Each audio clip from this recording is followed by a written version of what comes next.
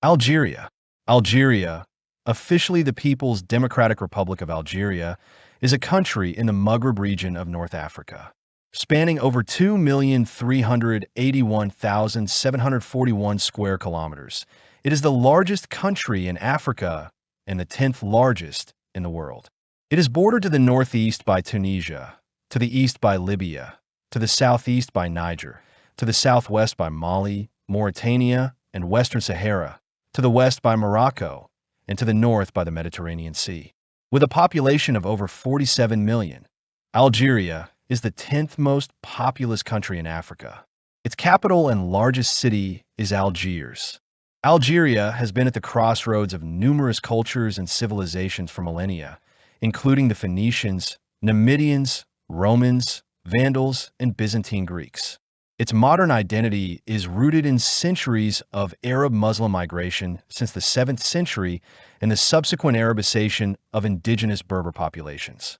Following a succession of Islamic Arab and Berber dynasties between the 8th and 15th centuries, the Regency of Algiers was established in 1516 as a largely independent tributary state of the Ottoman Empire.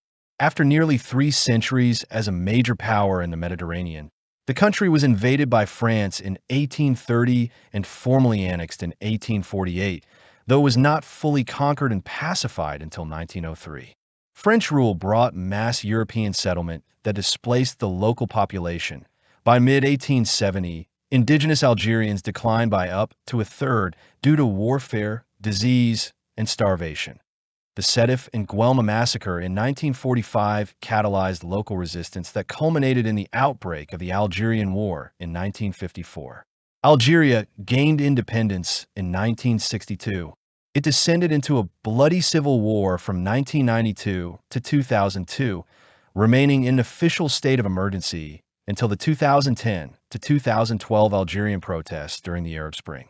Algeria has a semi-arid climate, with the Sahara Desert dominating most of the territory except for its fertile and mountainous north, where most of the population is concentrated. Its official languages are Arabic and Tamazight, while the vast majority of the population speak the Algerian dialect of Arabic.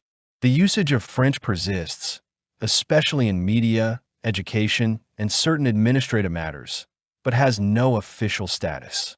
Most Algerians identify as Arabs, while Berbers form a sizable minority. Sunni Islam is the official religion and practiced by 99% of the population. Algeria is a semi-presidential republic composed of 58 provinces and 1,541 communes. It is a regional power in North Africa and a middle power in global affairs, with the largest military budget in Africa. As of 2025, Algeria has the highest Human Development Index in continental Africa and the 3rd largest economy in Africa, due mostly to its large petroleum and natural gas reserves, which are the 16th and 9th largest in the world, respectively.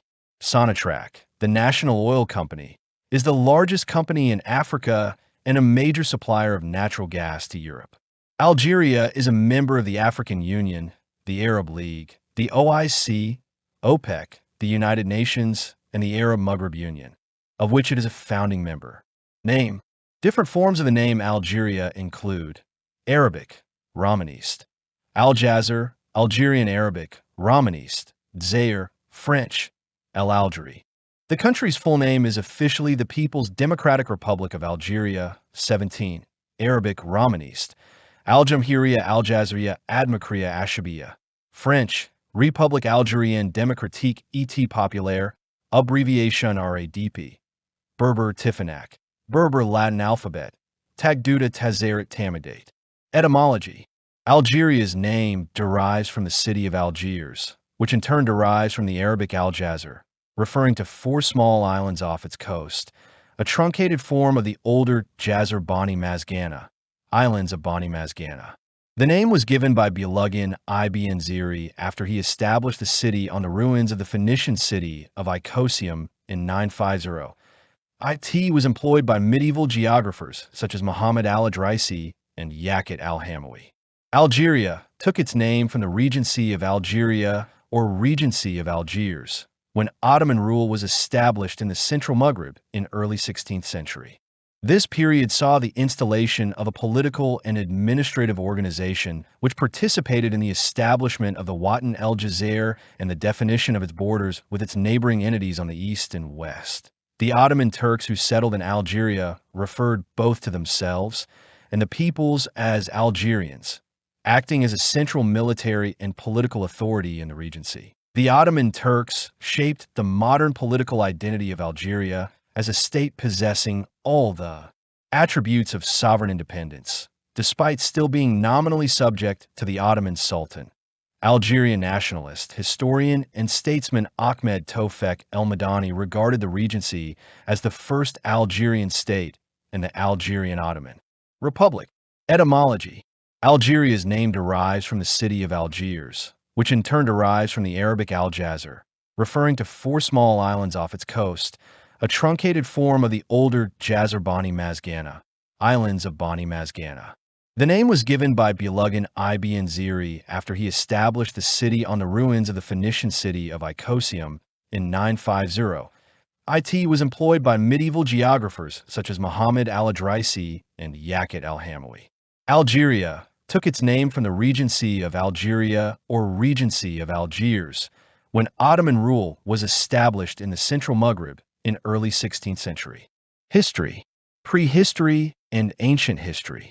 Around 1.8-million-year-old stone artifact from Ain Hanok, Algeria, were considered to represent the oldest archaeological materials in North Africa. Stone artifacts and cut mark bones that were excavated from 2 nearby deposits at Ain Boucheret are estimated to be 1.9 million years old, and even older stone artifacts to be as old as 2.4 million years. Hence, the Ain Boucheret evidence shows that ancestral hominins inhabited the Mediterranean fringe in northern Africa much earlier than previously thought. The evidence strongly argues for early dispersal of stone tool manufacture and use from East Africa, or a possible multiple origin scenario of stone technology in both East and North Africa. Neanderthal tool makers produced hand axes in the Levalloisian and Mousterian styles, 43,000 BC, similar to those in the Levant. Algeria was the site of the highest state of development of Middle Paleolithic flake tool techniques. 43 tools of this era, starting about 30,000 BC, are called Aterian, after the archaeological site of Bur El Ater, south of Tebessa. The earliest blade industries in North Africa are called Ibero-Mauritian, located mainly in the Oran region. This industry appears to have spread throughout the coastal regions of the Maghreb between 15,000 and 10,000 BC.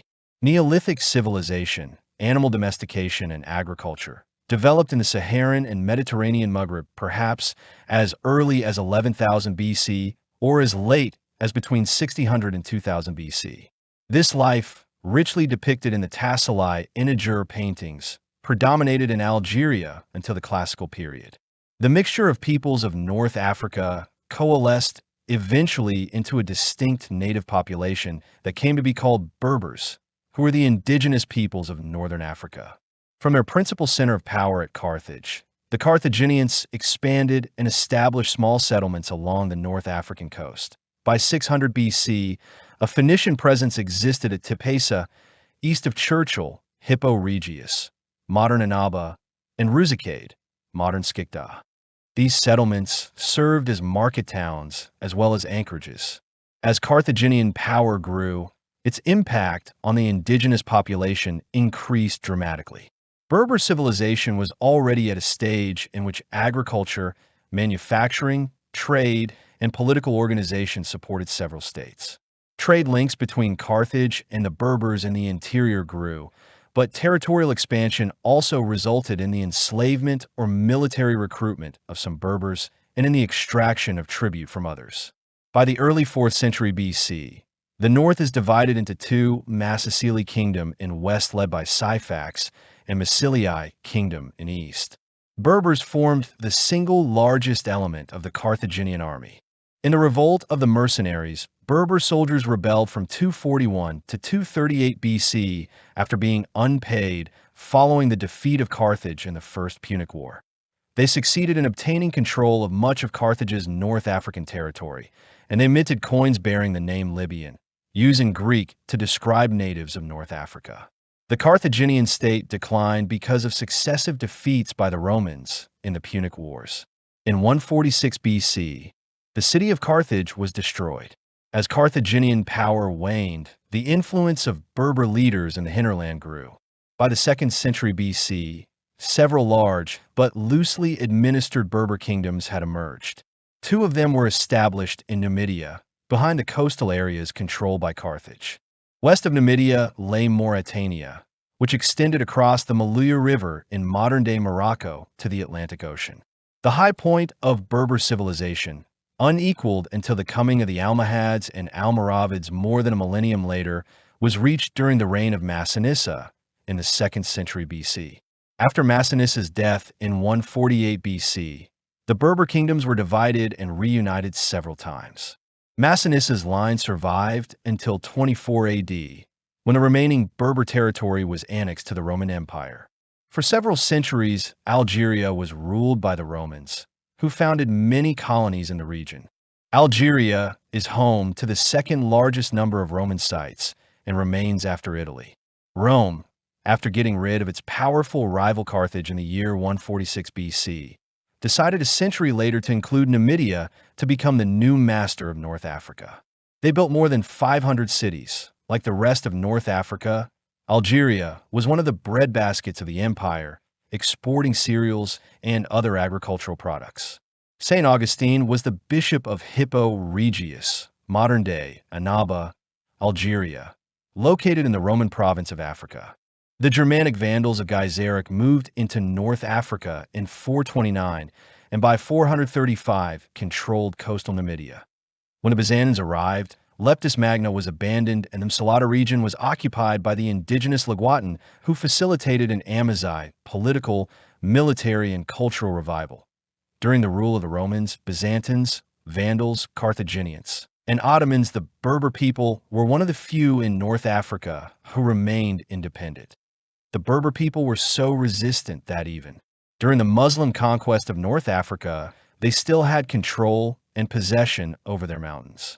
The collapse of the Western Roman Empire led to the establishment of a native kingdom based in Altava, modern-day Algeria, known as the Maro-Roman Kingdom. It was succeeded by another kingdom based in Altava, the Kingdom of Altava. During the reign of Kassala, its territory extended from the region of modern-day Fez in the west to the western Oras, and later Kairouan in the interior of Africa in the east. Middle Ages. Large numbers of the indigenous Berber people converted to Islam. Christians, Berber, and Latin speakers remained in the great majority in Tunisia until the end of the 9th century, and Muslims only became a vast majority sometime in the 10th. After the fall of the Umayyad Caliphate, numerous local dynasties emerged, including the Rustamids, Aghlabids, Fatimids, Zirids, Hamidids, Almoravids, Almohads, and the Zayyanids. The Christians left in 3 waves, after the initial conquest in the 10th century and the 11th. The last were evacuated to Sicily by the Normans, and the few remaining died out in the 14th century. During the Middle Ages, North Africa was home to the Jewish scholar Ibn Krashi, the first grammarian to write about Semitic and Berber languages, as well as the Sufi masters Sidi Boumediene, Abu Madian, and Sidi el-Huari, and the emirs Abd al-Mu'min and Yag Morrison. It was during this time that the Fatimids, or children of Fatima, daughter of Muhammad, came to the Maghreb. These Fatimids went on to found a long-lasting dynasty stretching across the Maghreb, Hijaz, and the Levant, boasting a secular intergovernment, as well as a powerful army and navy made up primarily of Arabs and Levantines, extending from Algeria to their capital state of Cairo. The Fatimid Caliphate began to collapse when its governors, the Zirids, seceded. To punish them, the Fatimids sent the Arab Banu Hilal and Banu Sulaim against them. The resultant war is recounted in the epic Tagrabat. In Al-Tagrabat, the Amazigh, Zirid hero Khalifa al-Zanati asks daily for duels to defeat the Hilalan hero Abu Zayd al-Hilali and many other Arab knights in a string of victories. The Zirids, however, were ultimately defeated, ushering in an adoption of Arab customs and culture. The indigenous Amazigh tribes, however, remained largely independent and, depending on tribe, location, and time, controlled varying parts of the Maghreb, at times unifying it, as under the Fatimids. The Fatimid Islamic State, also known as Fatimid Caliphate, made an Islamic empire that included North Africa, Sicily, Palestine, Jordan, Lebanon, Syria, Egypt, the Red Sea coast of Africa, Tahama, Hijaz, and Yemen. Caliphates from northern Africa traded with the other empires of their time, as well as forming part of a confederated support and trade network with other Islamic states during the Islamic era. The Berber people historically consisted of several tribes. The two main branches were the Bachr and Barnes tribes, who were divided into tribes and again into subtribes. Each region of the Maghreb contained several tribes, for example, Sanhaja, Hawara, Zenata, Masmouda, Katama, Awarba, and Berwada. All these tribes made independent territorial decisions. Several Amazigh dynasties emerged during the Middle Ages in the Maghreb and other nearby lands. Ibn Khaldun provides a table summarizing the Amazigh dynasties of the Maghreb region: the Zirid, Ifrinid, Maghrawa, Almoravid, Hamidid, Almohad, Marinid, Abdalwadid, Waddasid, Meknasa, and Hafsid dynasties. Both of the Hamidid and Zirid empires, as well as the Fatimids, established their rule in all of the Maghreb countries. The Zirids ruled land in what is now Algeria, Tunisia, Morocco, Libya, Spain, Malta, and Italy. The Hamidids captured and held important regions such as Wargla, Constantine, Sfax, Susa, Algiers, Tripoli, and Fez, establishing their rule in every country in the Maghreb region. The Fatimids, which was created and established by the Katama Berbers, conquered all of North Africa, as well as Sicily and parts of the Middle East. Following the Berber revolt, numerous independent states emerged across the Maghreb. In Algeria, the Rustamid kingdom was established. The Rustamid realm stretched from Tafilalt in Morocco to the Nafusa Mountains in Libya, including south, central, and western Tunisia, therefore, including territory in all of the modern-day Maghreb countries. In the south, the Rustamid realm expanded to the modern borders of Mali and included territory in Mauritania. Once extending their control over all of the Maghreb, part of Spain, and briefly over Sicily, originating from modern Algeria, the Zirids only controlled modern Africa by the 11th century. The Zirids recognized nominal suzerainty of the Fatimid caliphs of Cairo. El-Mu'iz, the Zirid ruler, decided to end this recognition and declared his independence. The Zirids also fought against other Zenata kingdoms, for example the Maghrawa, a Berber dynasty originating from Algeria, and which at one point was a dominant power in the Maghreb, ruling over much of Morocco and Western Algeria, including Fez, Sijil Massa, Agmat, Oujda, most of the Sioux and Dra, and reaching as far as Msaila and the Zab in Algeria. As the Fatimid state was at the time too weak to attempt a direct invasion, they found another means of revenge. Between the Nile and the Red Sea were living Bedouin nomad tribes expelled from Arabia for their disruption and turbulency. The Banu Hillel and the Banu Sulaim, for example, who regularly disrupted farmers in the Nile Valley since the nomads would often loot their farms. The then Fatimid vizier decided to destroy what he could not control and broke a deal with the chiefs of these Bedouin tribes. The Fatimids even gave them money to leave. Whole tribes set off with women, children, elders, animals, and camping equipment. Some stopped on the way, especially in Cyrenaica, where they're still one of the essential elements of the settlement, but most arrived in Africa by the Gabes region. Arriving 1051, the Zirid ruler tried to stop this rising tide, but with each encounter, the last under the walls of Kairouan, his troops were defeated and the Arabs remained masters of the battlefield. The Arabs usually did not take control over the cities, instead looting them and destroying them. The invasion kept going, and in 1057 the Arabs spread on the high plains of Constantine, where they encircled the Qala of Banu Hamad, capital of the Hamidid Emirate, as they had done in Kairouan a few decades ago. From there, they gradually gained the upper Algiers and Oran plains. Some of these territories were forcibly taken back by the Almohads in the second half of the 12th century. The influx of Bedouin tribes was a major factor in the linguistic, cultural Arabization of the Maghreb and in the spread of nomadism in areas where agriculture had previously been dominant. Ibn Khaldun noted that the lands ravaged by the Banu Hillel tribes had become completely arid desert. The Almohads originating from modern-day Morocco, although founded by a man originating from modern-day Algeria known as Abd al-Mumin, would soon take control over the Maghreb. During the time of the Almohad dynasty, Abd al-Mumin's tribe, the Kumiya, were the main supporters of the throne and the most important body of the empire. Defeating the weakening Almoravid Empire and taking control over Morocco in 1147, they pushed into Algeria in 1152, taking control over Tlemcen, Oran, and Algiers, wresting control from the Hillian Arabs. And by the same year, they defeated Hamidids, who controlled eastern Algeria. Following their decisive defeat at the Battle of Las Navas de Tolosa in 1212, the Almohads began to collapse. In 1235, the governor of modern-day Western Algeria, Yagmurisin ibn Zion, declared independence and established the Kingdom of Tlemcen under the Zayyanid dynasty.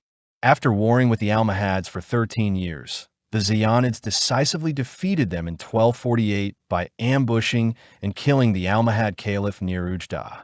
The Zayanids retained control over much of Algeria for the next 3 centuries. While Eastern Algeria largely fell under the Hafsid dynasty, the Emirate of Béjaïa, which encompassed the Hafsid territories in Algeria, was at times independent from central Tunisian authority. At their peak, the Zayanids held Morocco as a western vassal expanded eastward as far as Tunis, which was captured during the reign of Abu Tashfin. Following several conflicts with local Barbary pirates sponsored by the Zayanid sultans, Spain launched a campaign to invade Algeria and defeat the Kingdom of Tlemcen.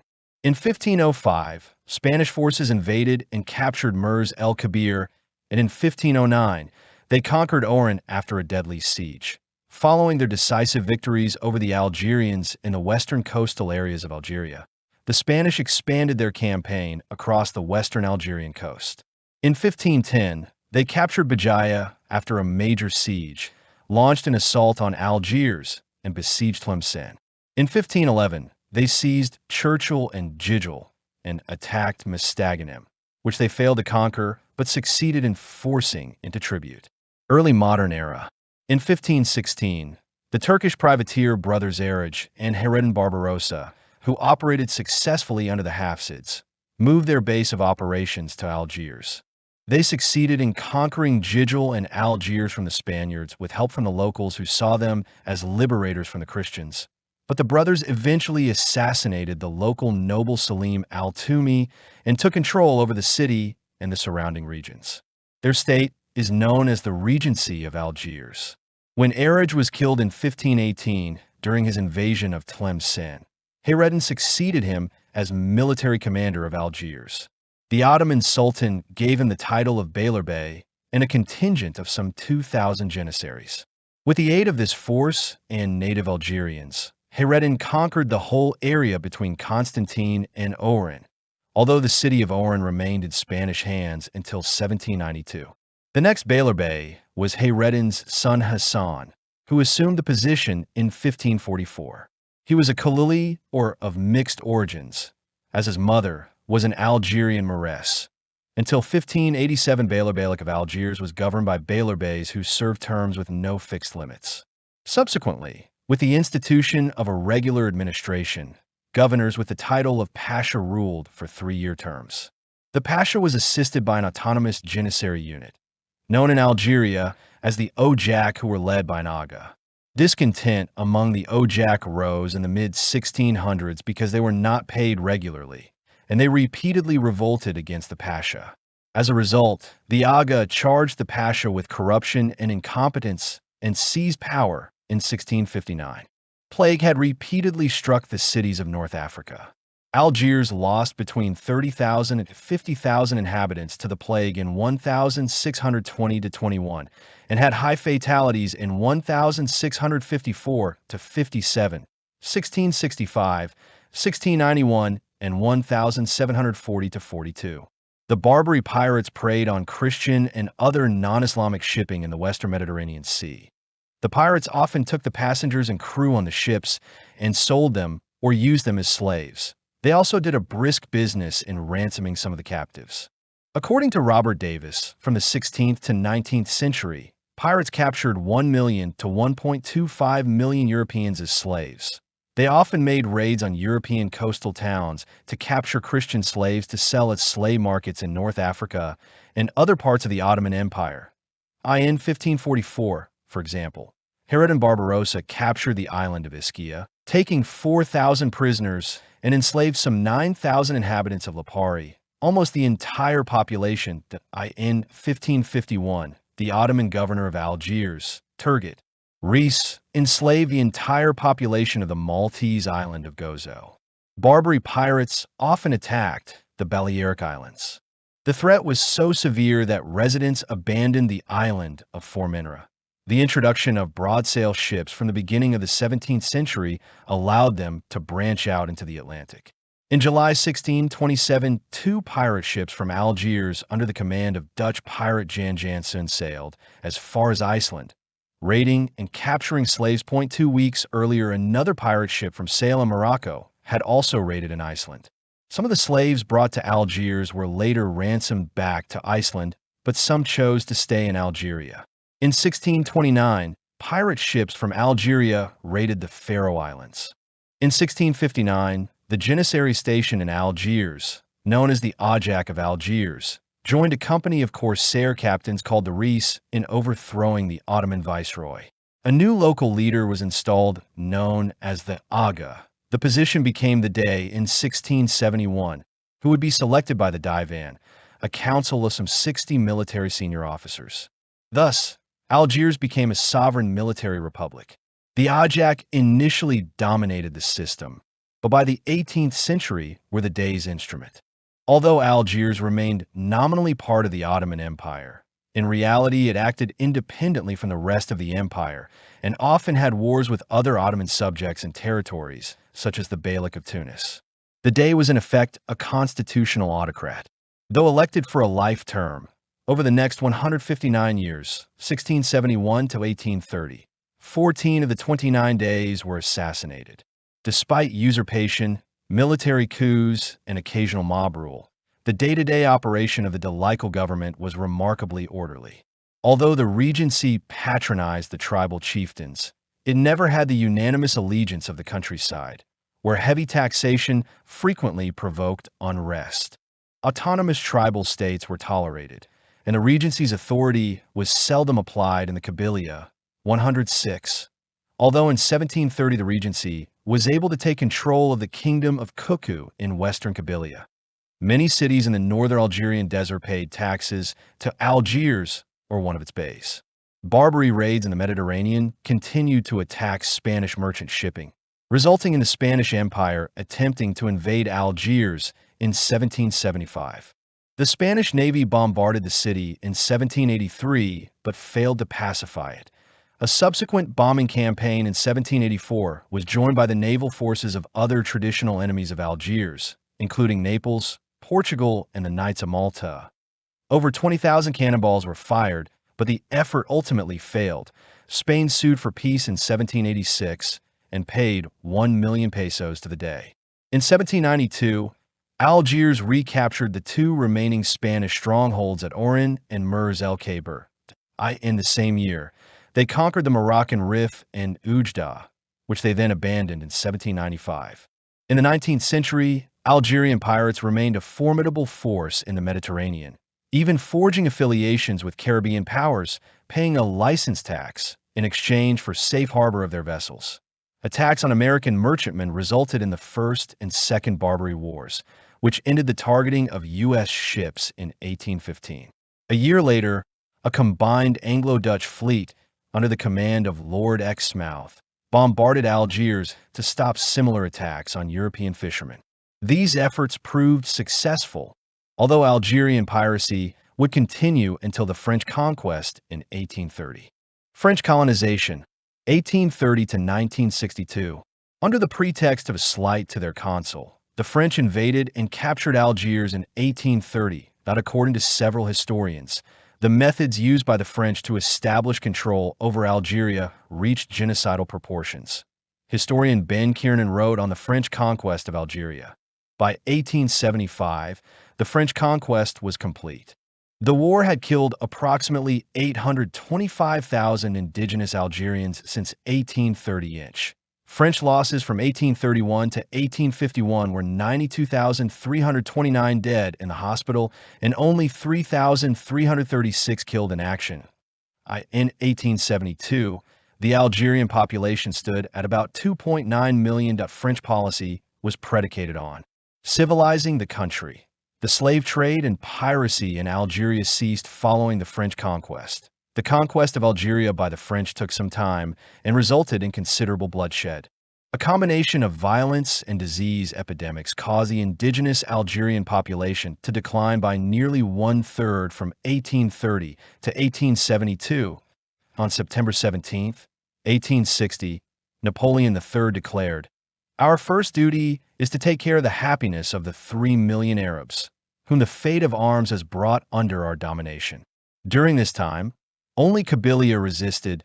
The Kabylians were not colonized until after the Mokrani Revolt in 1871. Alexis de Tocqueville wrote and never completed an unpublished essay outlining his ideas for how to transform Algeria from an occupied tributary state to a colonial regime, wherein he advocated for a mixed system of total domination and total colonization, whereby French military would wage total war against civilian populations, while a colonial administration would provide rule of law and property rights to settlers within French-occupied cities.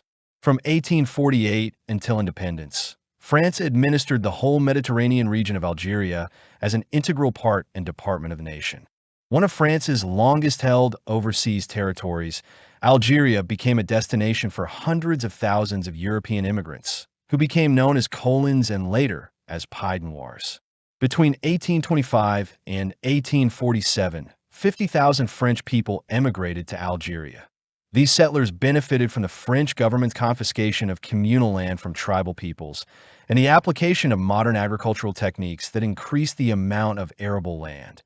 Many Europeans settled in Oran and Algiers, and by the early 20th century, they formed a majority of the population in both cities. During the late 19th and early 20th century, the European share was almost a fifth of the population. The French government aimed at making Algeria an assimilated part of France, and this included substantial educational investments, especially after 1900. The indigenous cultural and religious resistance heavily opposed this tendency. But in contrast to the other colonized countries' path in Central Asia and Caucasus, Algeria kept its individual skills and a relatively human capital-intensive agriculture. During the Second World War, Algeria came under Vichy control before being liberated by the Allies in Operation Torch, which saw the first large-scale deployment of American troops in the North African campaign. Gradually, dissatisfaction among the Muslim population, which lacked political and economic status under the colonial system, gave rise to demands for greater political autonomy and eventually independence from France. In May 1945, the uprising against the occupying French forces was suppressed through what is now known as the Sétif and Guelma massacre. Tensions between the two population groups came to a head in 1954, when the first violent events of what was later called the Algerian War began after the publication of the Declaration of November 1, 1954. Historians have estimated that between 30,000 and 150,000 Harkis and their dependents were killed by the National Liberation Front, FLN, or by lynch mobs in Algeria. The FLN used hit and run attacks in Algeria and France as part of its war, and the French conducted severe reprisals. In addition, the French destroyed over 8,000 villages and relocated over 2 million Algerians to concentration camps. The war led to the death of hundreds of thousands of Algerians and hundreds of thousands of injuries. Historians like Alastair Horn and Raymond Aron state that the actual number of Algerian Muslim war dead was far greater than the original FLN and official French estimates, but was less than the 1 million deaths claimed by the Algerian government after independence. Horn estimated Algerian casualties during the span of 8 years to be around 700 the war uprooted more than 2 million Algerians. The war against French rule concluded in 1962, when Algeria gained complete independence following the March 1962 Evian Agreements and the July 1962 self-determination referendum. The first 3 decades of independence, 1962 to 1991. The number of European Pied Noirs who fled Algeria totaled more than 900,000 between 1962 and 1964. The exodus to mainland France accelerated after the Oran massacre of 1962, in which hundreds of militants entered European sections of the city and began attacking civilians. Algeria's first president was the Front de Libération Nationale, FLN, leader Ahmed Ben Bella. Morocco's claim to portions of western Algeria led to the Sand War in 1963. Ben Bella was overthrown in 1965 by Houari Boumediene, his former ally and defense minister. Under Ben Bella, the government had become increasingly socialist and authoritarian. Boumediene continued this trend. However, he relied much more on the army for his support and reduced the sole legal party to a symbolic role.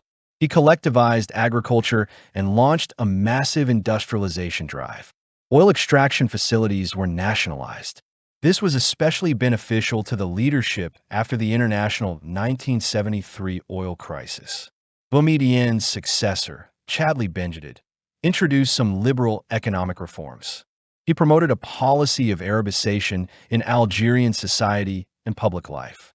Teachers of Arabic, brought in from other Muslim countries, spread conventional Islamic thought in schools and sowed the seeds of a return to Orthodox Islam. The Algerian economy became increasingly dependent on oil, leading to hardship when the price collapsed during the 1980s oil glut. Economic recession caused by the crash in world oil prices resulted in Algerian social unrest during the 1980s. By the end of the decade, Bendjedid introduced a multi-party system. Political parties developed, such as the Islamic Salvation Front, FIS, a broad coalition of Muslim groups. Civil War, 1991 to 2002, and aftermath. In December 1991, the Islamic Salvation Front dominated the first of 2 rounds of legislative elections. Fearing the election of an Islamist government, the authorities intervened on January 11, 1992, canceling the elections. Bendjedid resigned, and a High Council estate was installed to act as the presidency. It banned the FIS, triggering a civil insurgency between the front's armed wing, the Armed Islamic Group, and the National Armed Forces, in which more than 100,000 people are thought to have died. The Islamist militants conducted a violent campaign of civilian massacres. 159 failed verification. At several points in the conflict, the situation in Algeria became a point of international concern, most notably during the crisis surrounding Air France Flight 8969, a hijacking perpetrated by the Armed Islamic Group. The Armed Islamic Group declared a ceasefire in October 1997. Algeria held elections in 1999, considered biased by international observers and most opposition groups, which were won by President Abdelaziz Bouteflika. He worked to restore political stability to the country and announced a civil concord initiative approved in a referendum, under which many political prisoners were pardoned and several thousand members of armed groups were granted exemption from prosecution under a limited amnesty, in force until January 13, 2000. The AIS disbanded and levels of insurgent violence fell rapidly. The group Salafiste pour la Prédication et le Combat, GSBC, a splinter group of the Armed Islamic Group, continued a terrorist campaign against the government. Bouteflika was re-elected in the April 2004 presidential election after campaigning on a program of national reconciliation. The program comprised economic, institutional, political, and social reform to modernize the country, raise living standards, and tackle the causes of alienation. It also included a second amnesty initiative, the Charter for Peace and National Reconciliation, which was approved in a referendum in September 2005. It offered amnesty to most guerrillas and government security forces. In November 2008, the Algerian constitution was amended following a vote in parliament, removing the 2-term limit on presidential incumbents. This change enabled Bouteflika to stand for re-election in the 2009 presidential elections, and he was re-elected in April 2009.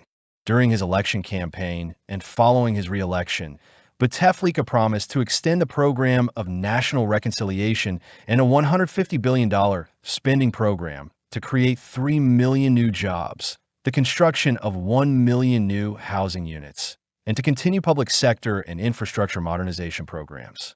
A continuing series of protests throughout the country started on December 28, 2010, inspired by similar protests across the Middle East and North Africa. On February 24, 2011, the government lifted Algeria's 19-year-old state of emergency. The government enacted legislation dealing with political parties, the electoral code, and the representation of women in elected bodies. In April 2011, Bouteflika promised further constitutional and political reform. However, elections are routinely criticized by opposition groups as unfair, and international human rights groups say that media censorship and harassment of political opponents continue. On April 2, 2019, Bouteflika resigned from the presidency after mass protests against his candidacy for a fifth term in office. In December 2019, Abdelmadjid Tebboune became Algeria's president after winning the first round of the presidential election with a record abstention rate, the highest of all presidential elections since Algeria's democracy in 1989. Tebboune is accused of being close to the military and being loyal to the deposed president. Tebboune rejects these accusations, claiming to be the victim of a witch hunt. He also reminds his detractors that he was expelled from the government in August 2017 at the instigation of oligarchs languishing in prison. In September 2024, President Tebboune won his second term with a landslide 84.3% of the vote, although his opponents called the results fraud. Geography. Since the 2011 breakup of Sudan and the creation of South Sudan, Algeria has been the largest country in Africa. It is also the largest country of the Mediterranean basin. Its southern part includes a significant portion of the Sahara. To the north, the Tell Atlas forms with the Saharan Atlas. Further south, two parallel sets of reliefs in approaching eastbound, in between which are inserted vast plains and highlands. Both atlas tend to merge in eastern Algeria. The vast mountain ranges of Ouras and Namimka occupy the entire northeastern Algeria and are delineated by the Tunisian border. The highest point is Mount Tahat. Algeria lies mostly between latitudes 19 degrees and 37 degrees north. A small area is north of 37 degrees north and south of 19 degrees north, and longitudes 9 degrees west and 12 degrees east. Most of the coastal area is hilly, sometimes even mountainous, and there are a few natural harbors. The area from the coast to the Tell Atlas is fertile. South of the Tell Atlas is a steppe landscape ending with the Saharan Atlas. Farther south, there is the Sahara Desert. The Hagar Mountains, also known as the Hagar, are a highland region in central Sahara, southern Algeria. They are located about 1,500 kilometers, 932 miles, south of the capital, Algiers, and just east of Tamanghasset. Algiers, Oran, Constantine, and Annaba are Algeria's main cities. Climate and hydrology. In this region, midday desert temperatures can be hot year-round. After sunset, however, the clear, dry air permits rapid loss of heat, and the nights are cool to chilly. Enormous daily ranges in temperature are recorded. Rainfall is fairly plentiful along the coastal part of the Tell Atlas, ranging from 400 to 670 millimeters, 15.7 to 26.4 in, annually, the amount of precipitation increasing from west to east. Precipitation is heaviest in the northern part of eastern Algeria, where it reaches as much as 1,000 millimeters, 39.4 in some years. Farther inland, the rainfall is less plentiful. Algeria also has ergs, or sand dunes, between mountains. Among these, in the summertime when winds are heavy and gusty, temperatures can go up to 43.3 degrees Celsius, 110 degrees Fahrenheit. Climate change in Algeria has wide-reaching effects on the country. Algeria was not a significant contributor to climate change, 168, but like other countries in the Middle East and North Africa, MENA region is expected to be among the most affected by climate change impacts. Because a large part of the country is in already hot and arid geographies, including part of the Sahara, already strong heat and water resource access challenges are expected to get worse. As early as 2014, scientists were attributing extreme heat waves to climate change in Algeria. Algeria was ranked 46th of countries in the 2020 Climate Change Performance Index. Fauna and flora. The varied vegetation of Algeria includes coastal, mountainous, and grassy desert-like regions which all support a wide range of wildlife. In Algeria, forest cover is around 1% of the total land area, equivalent to 1,949,000 hectares ha of forest in 2020, up from 1,667,000 hectares ha in 1990. In 2020, naturally regenerating forest covered 1,439,000 hectares ha, and planted forest covered 510,000 hectares ha. Of a naturally regenerating forest, 0% was reported to be primary forest, consisting of native tree species with no clearly visible indications of human activity, and around 6% of the forest area was found within protected areas. For the year 2015, 80% of the forest area was reported to be under public ownership, 18% private ownership, and 2% with ownership listed as other or unknown. Many of the creatures constituting the Algerian wildlife live in close proximity to civilization. The most commonly seen animals include the wild boars, jackals, and gazelles, although it is not uncommon to spot phoenix, foxes, and jerboas. Algeria also has a small African leopard and Saharan cheetah population, but these are seldom seen. A species of deer, the Barbary stag, inhabits the dense, humid forests in the northeastern areas. The fennec fox is the national animal of Algeria. A variety of bird species makes the country an attraction for birdwatchers.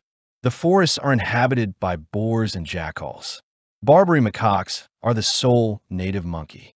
Snakes, monitor lizards, and numerous other reptiles can be found living among an array of rodents throughout the semi-arid regions of Algeria. Many animals are now extinct, including the Barbary lions, Atlas bears, and crocodiles. In the north, some of the native flora includes maquia scrub, olive trees, oaks, cedars, and other conifers.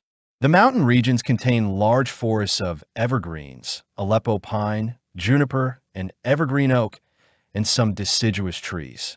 Fig, eucalyptus, agave, and various palm trees grow in the warmer areas. The grapevine is indigenous to the coast. In the Sahara region, some oases have palm trees. Acacias with wild olives are the predominant flora in the remainder of the Sahara. Algeria had a 2018 Forest Landscape Integrity Index mean score of 5.22/10, ranking at 106th globally out of 172 countries. Camels are used extensively. The desert also abounds with venomous and non-venomous snakes, scorpions, and numerous insects. Government and politics. Algeria's government has been described as authoritarian, and elected politicians have relatively little sway over affairs in the country. Instead, a group of unelected civilian and military deciders, known as le pouvoir, the power, exercise de facto rule over the country, even deciding who should be president. The most powerful man might have been Mohammed Medellin, the head of military intelligence, before he was brought down during the 2019 protests. In recent years, many of these generals have died, retired, or been imprisoned. After the death of General Larbi Belkir, previous President Bouteflika put loyalists in key posts, notably at Sonatrach, and secured constitutional amendments that made him re-electable indefinitely, until he was brought down in 2019 during protests. The head of state is the President of Algeria, who is elected for a 5-year term. The president is limited to 2 5-year terms. The most recent presidential election was planned to be in April 2019, but widespread protests erupted on February 22nd against the president's decision to participate in the election, which resulted in President Bouteflika announcing his resignation on 3 April. Abdelmajid Tebboune, an independent candidate, was elected as president after the election eventually took place on December 12, 2019. Protesters refused to recognize Tebboune as president, citing demands for comprehensive reform of the political system. Algeria has universal suffrage at 18 years of age. The president is the head of the army, the Council of Ministers, and the High Security Council. He appoints the prime minister, who is also the head of government. The Algerian parliament is bicameral. The lower house, the People's National Assembly, has 462 members who are directly elected for 5-year terms, while the upper house, the Council of a Nation, has 144 members serving 6-year terms, of which 96 members are chosen by local assemblies and 48 are appointed by the president. According to the Constitution, no political association may be formed if it is based on differences in religion, language, race, gender, profession, or region. In addition, political campaigns must be exempt from the aforementioned subjects.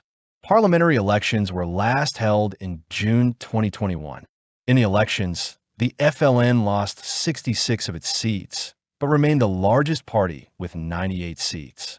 Other parties included the Movement of the Society for Peace, which won 65 seats, the National Rally for Democracy, which won 58 seats, the Future Front, which won 48 seats, and the National Construction Movement, which won 39 seats. Foreign relations. Algeria is included in the European Union's European Neighborhood Policy, YNP, which aims at bringing the EU and its neighbors closer, giving incentives and rewarding best performers, as well as offering funds in a faster and more flexible manner, are the two main principles underlying the European Neighborhood Instrument, ENI, that came into force in 2014. It has a budget of 15.4 billion euros and provides the bulk of funding through a number of programs. In 2009, the French government agreed to compensate victims of nuclear tests in Algeria. Defense Minister Hervé Morin stated that it's time for our country to be at peace with itself, at peace thanks to a system of compensation and reparations, when presenting the draft law on the payouts. Algerian officials and activists believe that this is a good first step and hope that this move would encourage broader reparation. Tensions between Algeria and Morocco in relation to the Western Sahara have been an obstacle to tightening the Arab-Maghreb Union, nominally established in 1989, but which has carried little practical weight. On August 24, 2021, Algeria announced the break of diplomatic relations with Morocco. Military. The military of Algeria consists of the People's National Army, ANP, the Algerian National Navy, MRA, and the Algerian Air Force, QJJ, plus the Territorial Air Defense Forces that IT is the direct successor of the National Liberation Army, Armée de Libération Nationale, or ALN.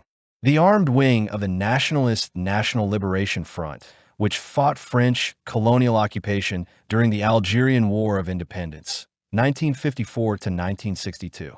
Total military personnel include 147,000 active, 150,000 reserve, and 187,000 paramilitary staff, 2008 estimate. Service in the military is compulsory for men aged 19 to 30 for a total of 12 months. The military expenditure was 4.3% of the gross domestic product, GDP. In 2012, that Algeria has the second largest military in North Africa, with the largest defense budget in Africa, $10 billion. Most of Algeria's weapons are imported from Russia, with whom they are a close ally. In 2007, the Algerian Air Force signed a deal with Russia to purchase 49 MiG, 29 SMT, and 6 MiG, 29 UBD at an estimated cost of $1.9 billion. Russia is also building two 636 type diesel submarines for Algeria. Human rights. Algeria has been categorized by the U.S. government-funded Freedom House as not free since it began publishing such ratings in 1972, with the exception of 1989, 1990, and 1991, when the country was labeled partly free.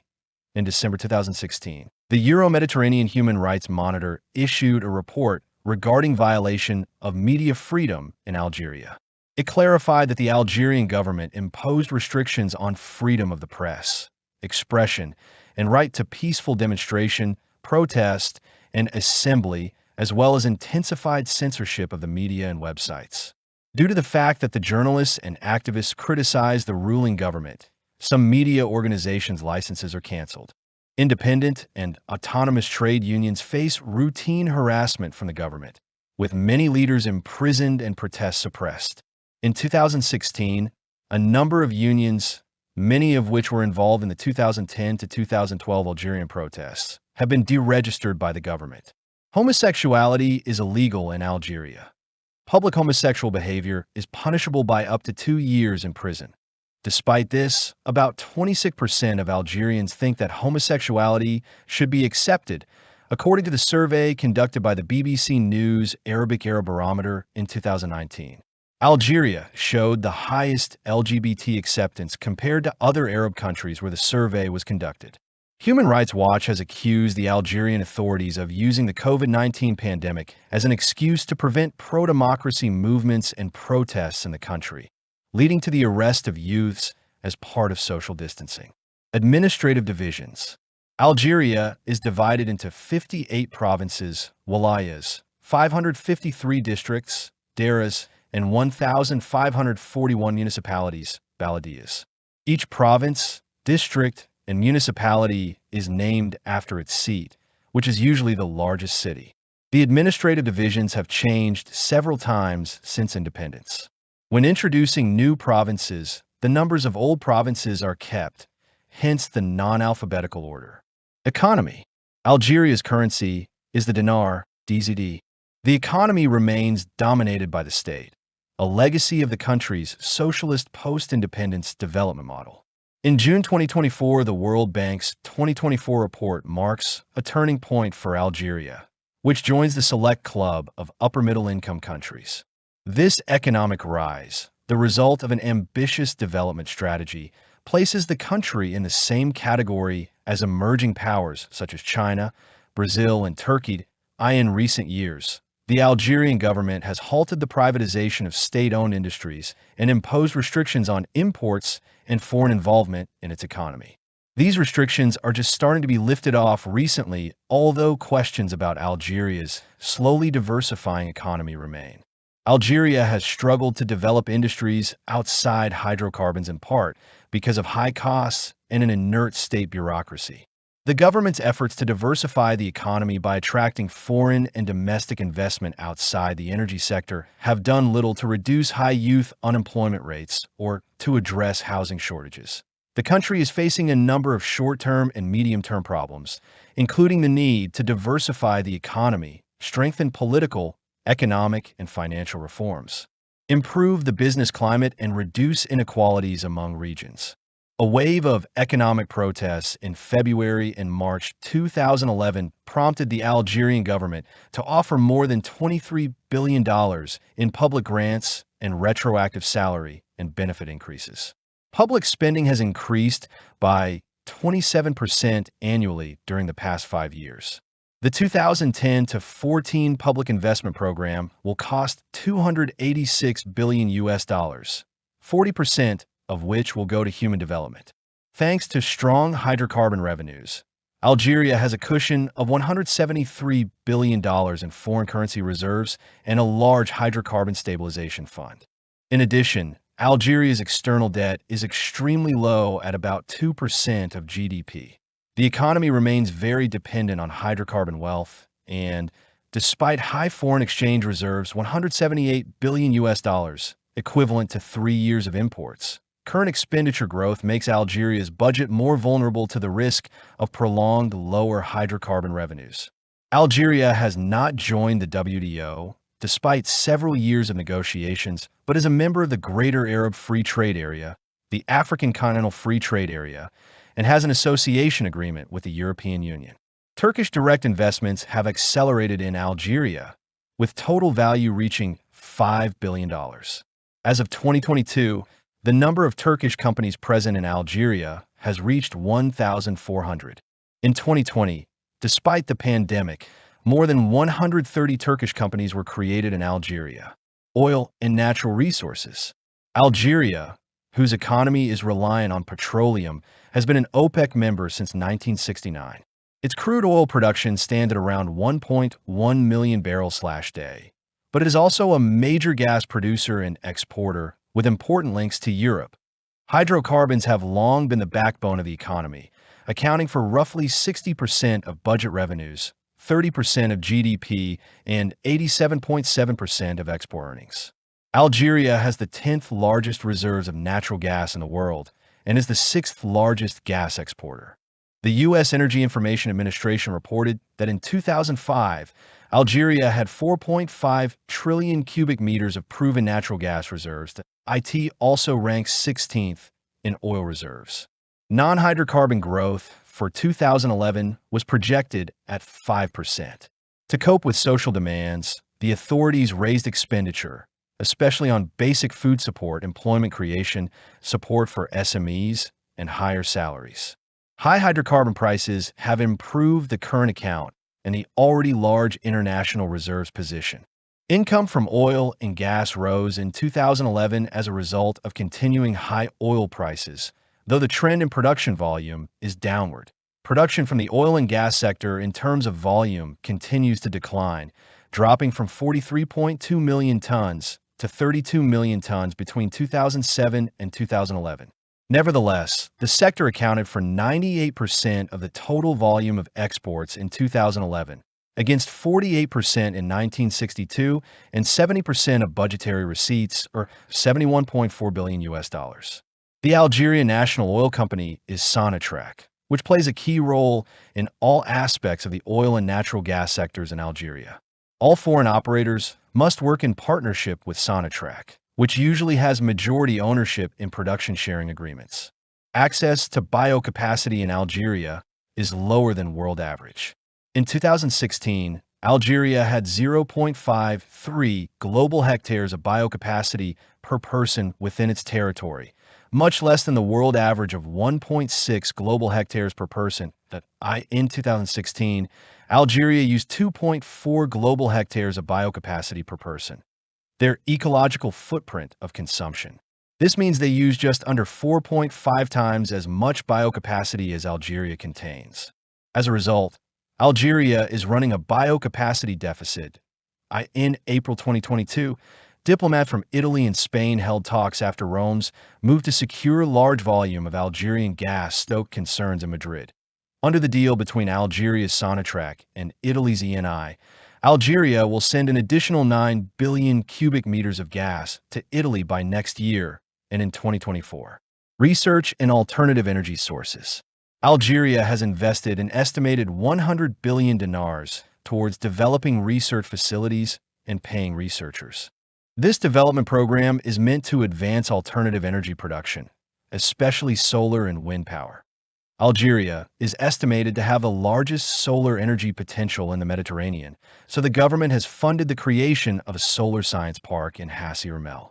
Currently, Algeria has 20,000 research professors at various universities and over 780 research labs, with state-set goals to expand to 1,000.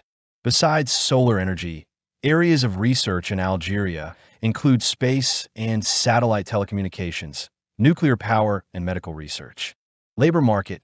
The overall rate of unemployment was 11.8% in 2023. The government strengthened in 2011 the job programs introduced in 1988, in particular in the framework of the program to aid those seeking work. Despite a decline in total unemployment, youth and women unemployment is high. Tourism. The development of the tourism sector in Algeria had previously been hampered by a lack of facilities, but since 2004 a broad tourism development strategy has been implemented, resulting in many hotels of a high modern standard being built. There are several UNESCO World Heritage Sites in Algeria, which includes Al-Khaleh of Beni Hammad, the first capital of the Hammadid Empire, Tipesa, a Phoenician and later Roman town, Gemala and Timgad, both Roman ruins, Mzab Valley, a limestone valley containing a large urbanist oasis, and the Kasbah of Algiers, an important citadel. The only natural World Heritage Site in Algeria is the Tassili Integer, a mountain range. Transport. 2 Trans-African automobile routes pass through Algeria. Cairo-Dakar Highway, Algiers-Lagos Highway, The Algerian road network is the densest in Africa. Its length is estimated at 180,000 kilometers, 110,000 miles of highways, with more than 3,756 structures and a paving rate of 85%.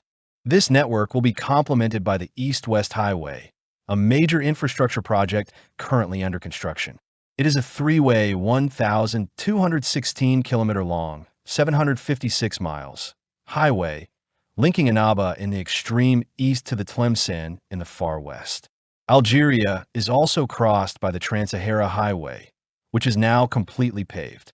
This road is supported by the Algerian government to increase trade between the six countries crossed: Algeria, Mali, Niger, Nigeria, Chad, and Tunisia.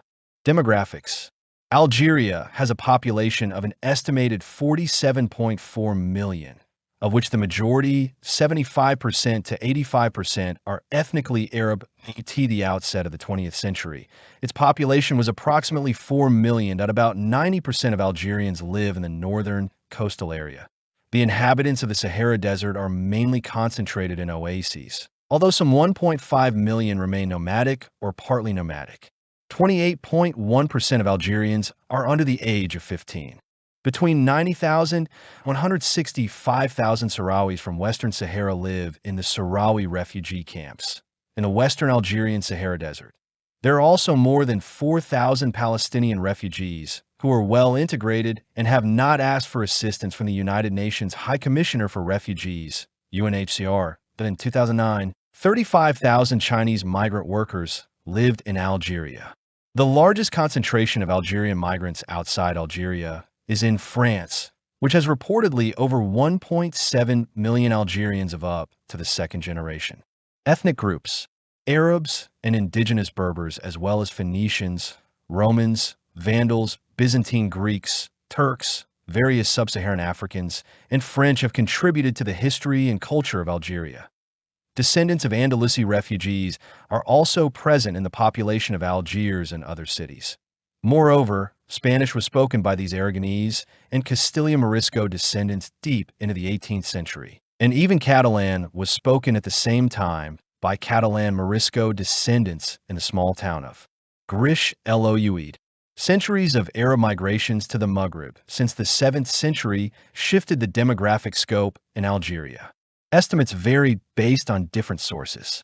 The majority of the population of Algeria is ethnically Arab, constituting between 75% and 80% to 85% of the population.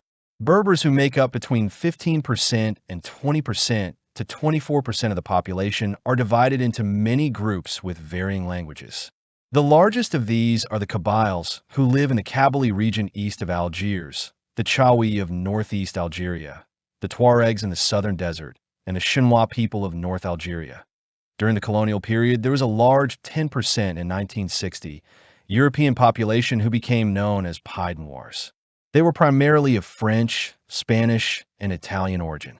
Almost all of this population left during the War of Independence or immediately after its end.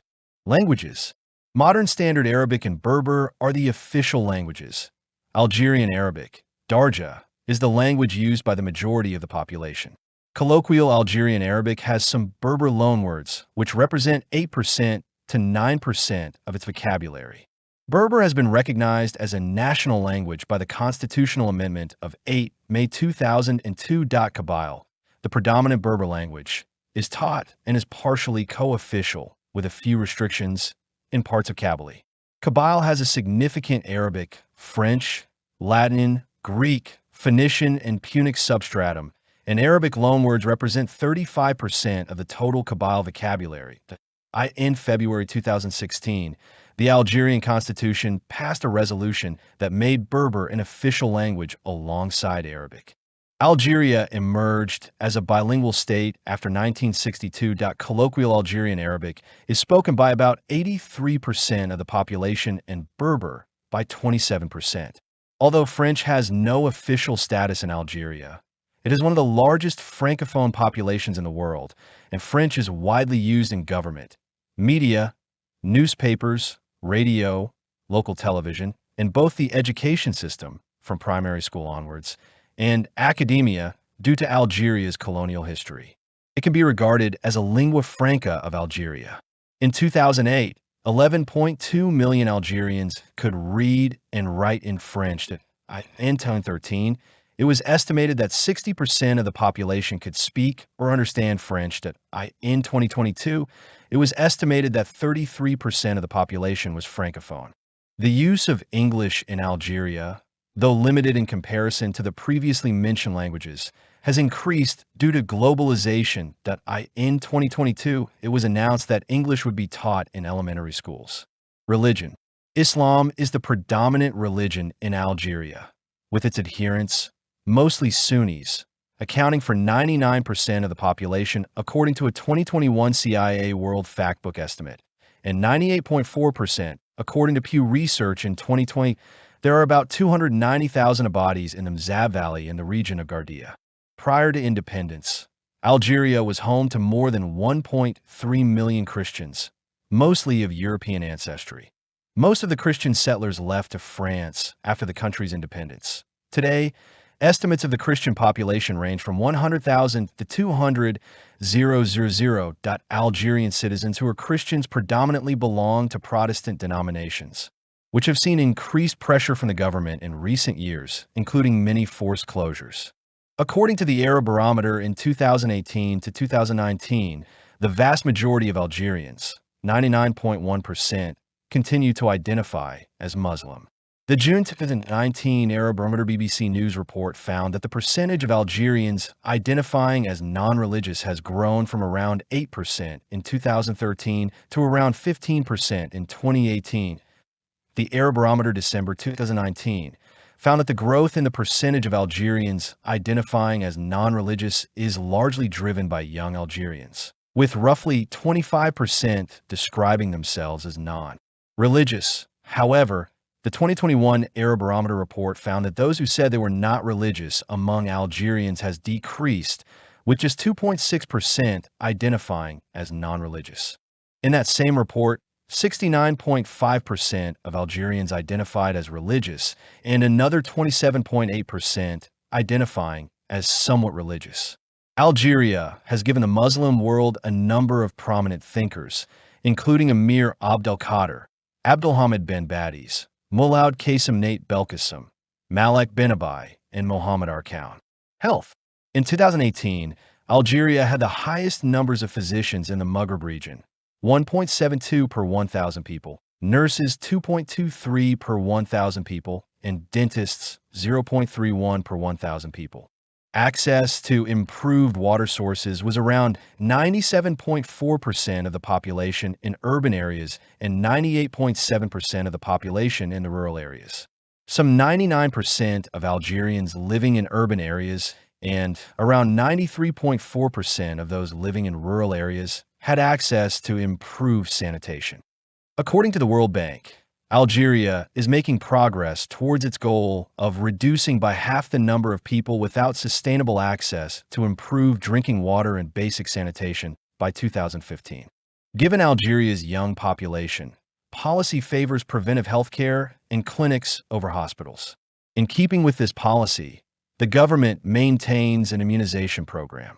However, poor sanitation and unclean water still cause tuberculosis, hepatitis, measles, typhoid fever, cholera, and dysentery. The poor generally receive health care free of charge.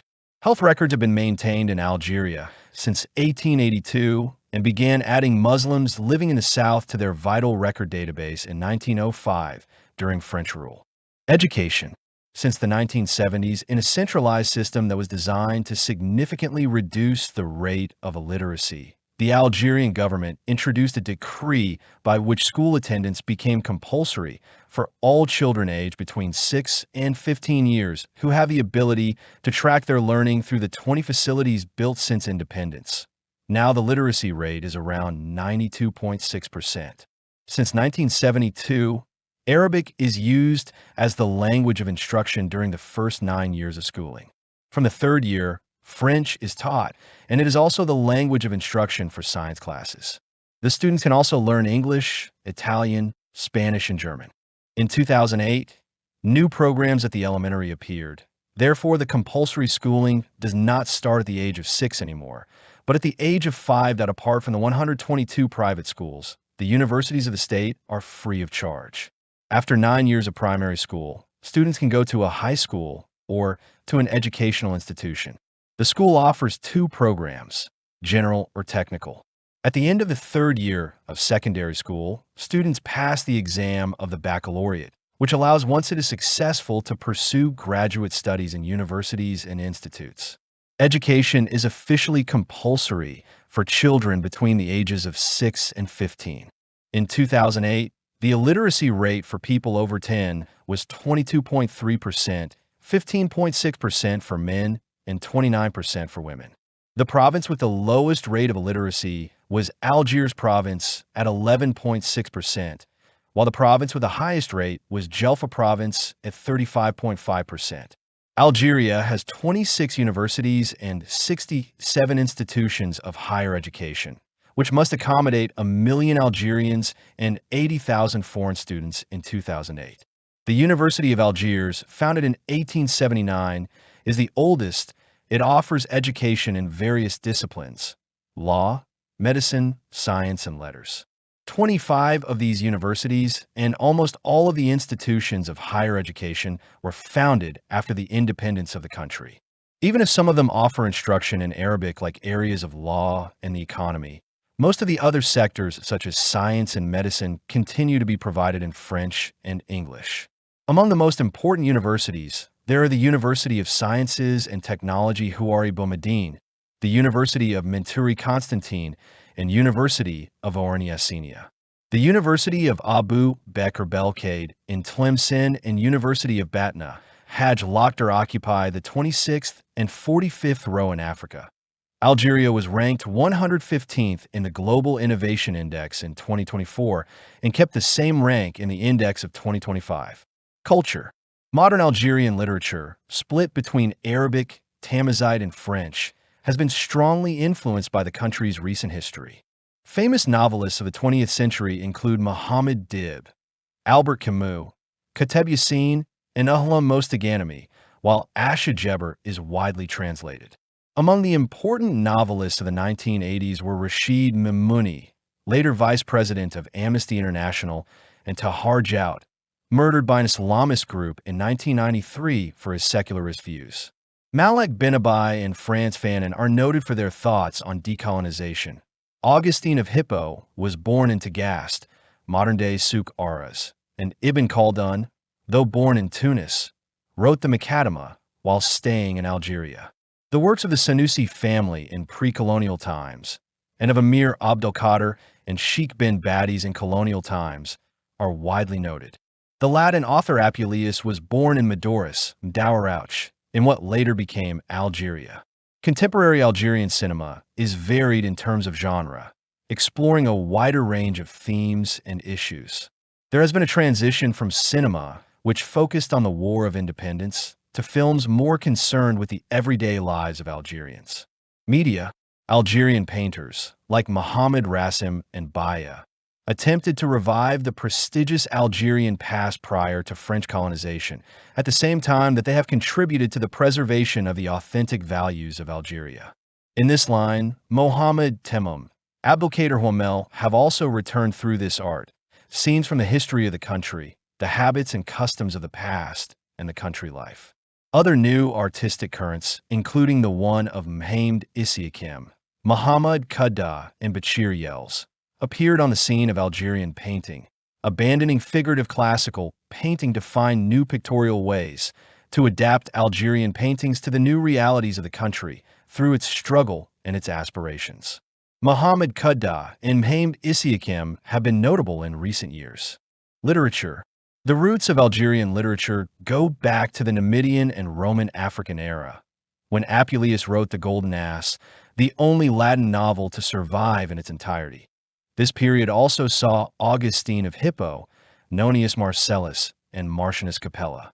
The Middle Ages also saw several Arabic writers who contributed to Arab literature, with authors like Ahmad al-Buni, Ibn Manzur, and Ibn Khaldun, who wrote the Muqaddimah while staying in Algeria.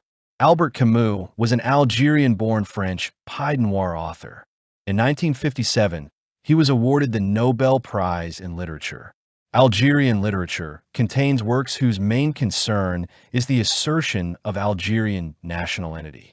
Examples include novels such as the Algerian Trilogy by Mohammed Dib and Nejma by Kateb Yassin. Other writers in Algerian literature include Moulad Faraoun, Malek Benabai, Malik Haddad, Mufti Zakaria, Abdulhamid Ben Badis, Mohammed Laid Al Khalifa, Moulad Mamari, France Fanon, and Asha Jeber. In the aftermath of independence, new authors emerged on the Algerian literary scene. They attempted to expose social problems. Among them, there are Rashid Bajadra, Rashid Mamouni, Layla Sebar, Tahar Jout, and Tahar Al-Eder. Algerian literature includes shocking expression due to the terrorism that occurred during the 1990s. Other styles have an individualistic conception of the human condition. Among noted more recent work is The Swallows of Kabul and The Attack by Yasmina Khadra, The Oath of Barbarians by Boualem Sansal, Memory of the Flesh by Ahlam Mostaghanemi, and the last novel of Asha Jeber, Nowhere in My Father's House. Cinema. The Algerian state's interest in film industry activities can be seen in the annual budget of DSD, 200 million, 1.3 million euros, allocated to production, specific measures, and an ambitious program plan implemented by the Ministry of Culture to promote national production, renovate the cinema stock, and remedy the weak links in distribution and exploitation. The financial support provided by the state through the Fund for the Development of the Arts, Techniques, and the Film Industry, FTATIC, and the Algerian Agency for Cultural Influence, ARC, plays a key role in the promotion of national production. Between 2007 and 2013, FTATIC subsidized 98 films, feature films, documentaries, and short films.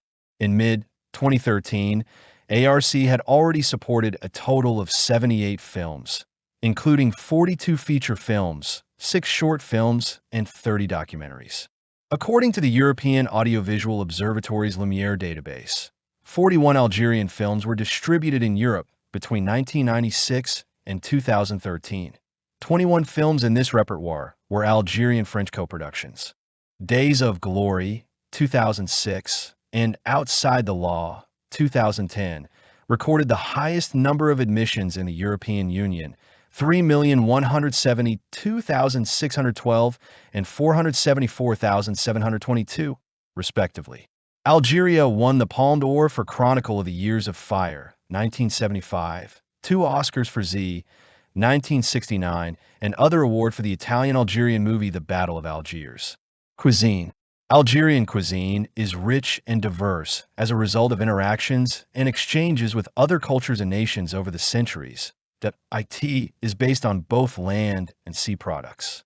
Conquests, or demographic movement, towards the Algerian territory were 2 of the main factors of exchanges between the different peoples and cultures.